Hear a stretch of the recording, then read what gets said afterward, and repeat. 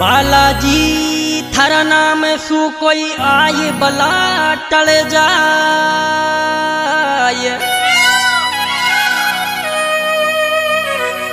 जंद भूत डाकण ने बालाजी पल में दूर भगाय।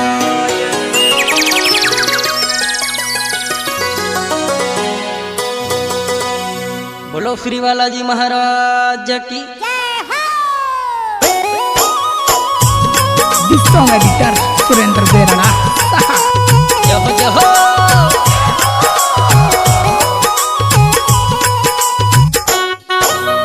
वही अपना श्री श्याम रिकॉर्डिंग स्टूडियो वाटुंगा वाले छोरे।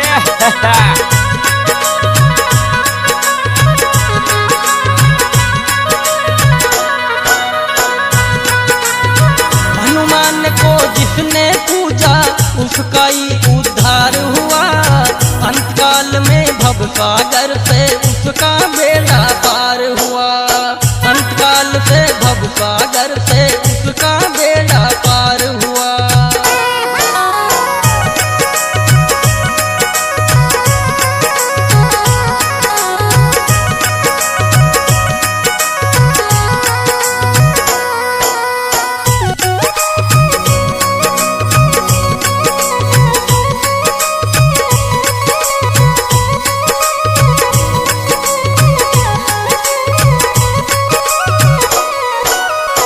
हनुमान को जिसने पूजा उसका ही उद्धार हुआ। अंतकाल में भवसागर से उसका बेड़ा पार हुआ। अंतकाल में भवसागर से उसका बेड़ा पार हुआ।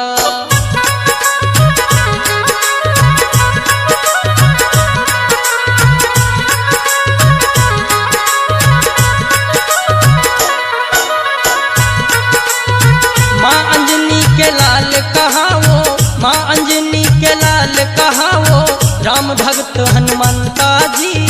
गढ़ लंका पर करी चढ़ाई महावीर बलवंता जी।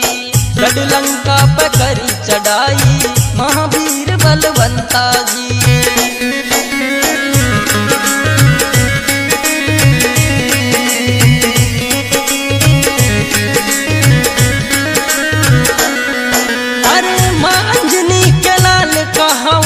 राम भक्त हनुमंता जी।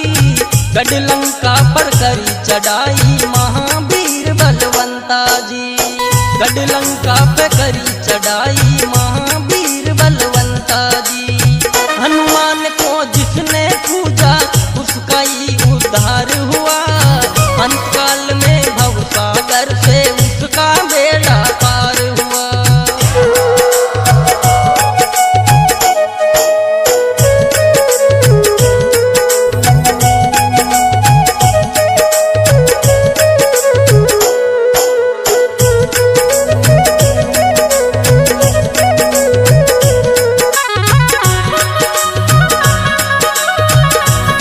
This song editor Surendra Berana.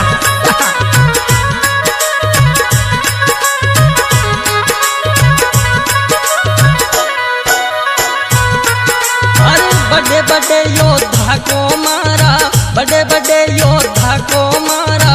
गढ़ लंका के माई जी। सुनी बात रावण ने जब तो मच गयो हाहाकार जी।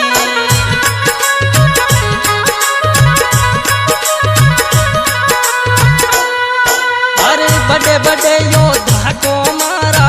गढ़ लंका के माई जी। सुनी बात रावण ने जब तो मच गयो हाहाकार जी।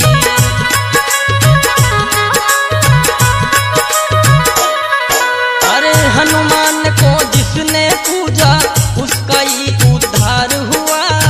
अंतकाल में भवसागर से उसका बेड़ा पार हुआ। अंतकाल में भवसागर से उसका बेड़ा पार हुआ।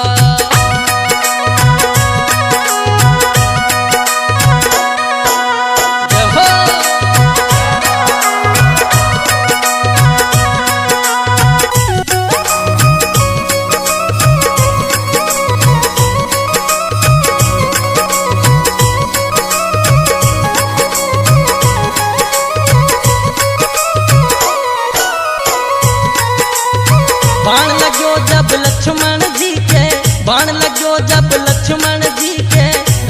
रामचंद्र जी घबराए, बजरंगबली गए द्रोणगिरी संजीवन बूटी ले आए।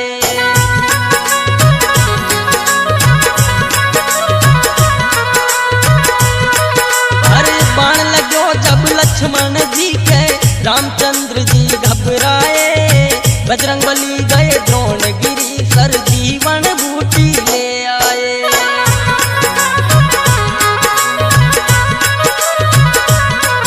अरे हनुमान को जिसने पूजा उसका ही उद्धार हुआ, अंतकाल में भवसागर से उसका बेड़ा पार हुआ।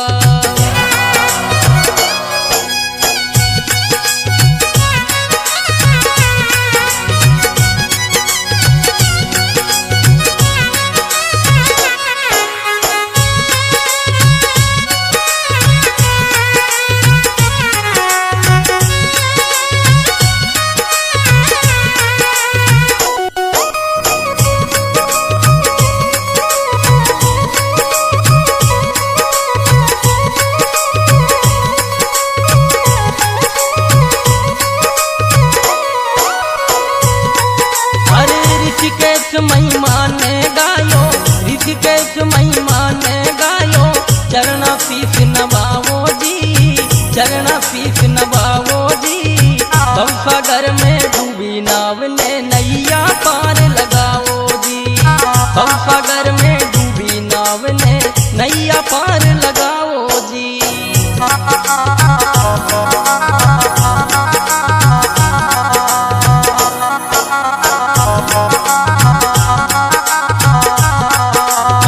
हनुमान को जिसने पूजा, हनुमान को जिसने पूजा, उसका ही उद्धार हुआ, उसका ही उद्धार हुआ। अंत समय में भवसागर से उसका बेड़ा पार हुआ, अंतकाल में भवसागर से उसका बेड़ा पार हुआ, अंतकाल में भवसागर से उसका बेड़ा पार हुआ।